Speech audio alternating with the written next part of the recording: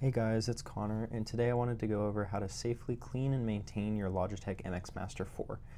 Now, according to Logitech on their website, they recommend that since this is a wireless device, you go ahead and switch off the device and wait 5 to 10 seconds before beginning to clean. So in this case for the MX Master 4, we're going to go ahead and switch off the power switch, wait a few seconds, that way the device has enough time to safely power off and discharge any active components.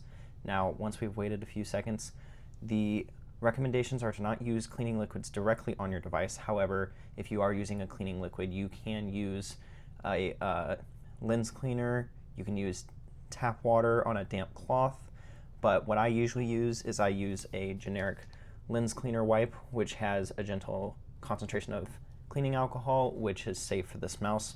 And then using this wipe, you can go ahead and tear it open. I have a polishing cloth I use afterwards to make sure that it is dry and safe. And so we would go ahead and, since the mouse is off, we can take this cloth and just any areas that are greasy, dirty, scuffed, you can go over with this cloth.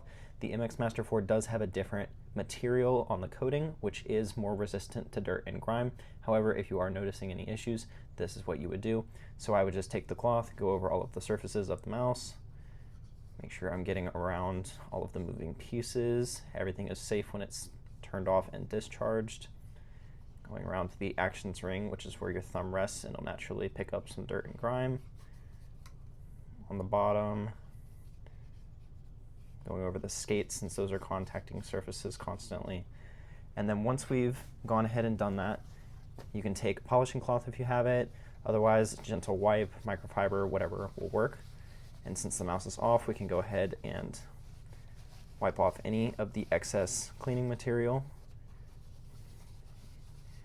And once you've done that, you can go ahead and, per their instructions, wait a few seconds, then power on the device. And once it's hooked back up, you'll be all good with a clean mouse. And we can go ahead and turn it on. The pairing light will indicate that it is now on, and the mouse is working perfectly fine. It's just cleaner.